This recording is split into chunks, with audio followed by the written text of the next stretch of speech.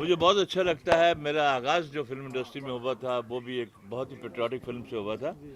उसका नाम था शहीद। और मैंने मनोज कुमार ने भगत सिंह का रोल किया था और मैंने सुखदेव का रोल किया था उसमें। लास्ट एंडिंग तो अभी मैं नहीं बता सकता हूँ, इसके लिए आपको थिएटर आना पड़ेगा। लेकिन मैं एक बात कर रहा हूँ कि मैंने बहुत सारा रिसर्च किया।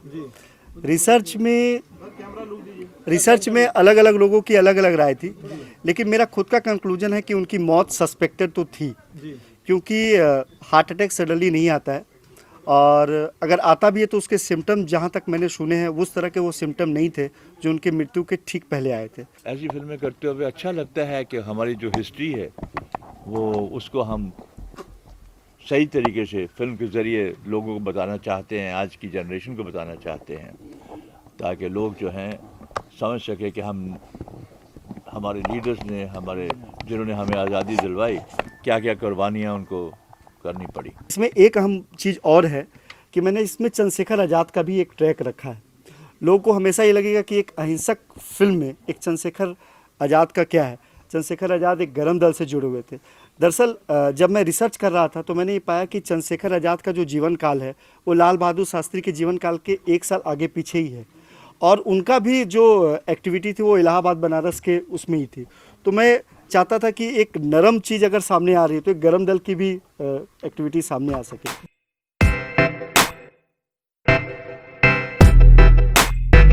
जैसा कि आप सब लोगों के सामने पोस्टर है, चंद्रशेखर आज़ाद की भूमिका मैं निभा रहा हूँ, और इस फिल्म में करीब 5 या 6 सीन है मेरे, और आपको देखकर लगेगा कि उस पर उतनी मेहनत की गई है कि सिर्फ सीन्स के हिसाब से नहीं, उस कैरेक्टर के हिसाब से मेहनत की गई है। जब मेरे राइटर ने मुझे बताया कि मुझे चंद्रशेखर आज़ाद करना है, तो सबसे पहले तो मेरी लास्ट फिल्म ये स्टूपिड प्यार 2011 में रिलीज़ हुई थी। मैं बिल्कुल क्लीन शेव था, रोमांटिक कॉमेडी फिल्म थी, और एकदम से मुझे चंद्रशेखर आज़ाद की भूमिका निभानी है। मुझे अपना वज़न बढ़ाना था, मूछें बढ़ानी थी, और जब मुझे मालूम चला कि इनकी मौत, पहले हमने पढ़ा था किताबों में कि एल्फ्रेड पार्क इलाहाबाद में हुई थी, तो मुझे लगा कि पढ़ने के बाद मुझे वहाँ एक बार ज़रूर जाना चाहिए।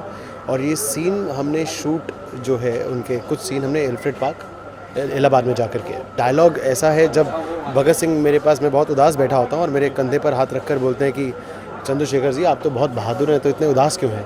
तो मैं उन्हें बोलता हूँ कि भगत सिंह, मुझे मेरा सपना टूटता हुआ नज़र आ रहा है, और हमारा संगठन जो है छिन्न भिन्न हो गया है, क्योंकि अंग्रेज़ों का बहुत जुल्म हुआ करता था उस टाइम पे, और बहुत ढूंढ ढूंढ के मारा करते थे जितने भी हम जैसे गुट के लोग होते थे, और इस तरह की डायलॉग है उसमें। मेरी एक रिसर्च चल रही है और एक फिल्म की शूटिंग भी चल रही है जिसका नाम है चापेकर बंधु। 1894 की ये कहानी है। पूना के 3 भाई थे जिनको कोई नहीं जानता, और 1857 के बाद वो फर्स्ट फ्रीडम फाइटर थे जिनमें तीनों भाई को एक साथ फांसी दी गई थी।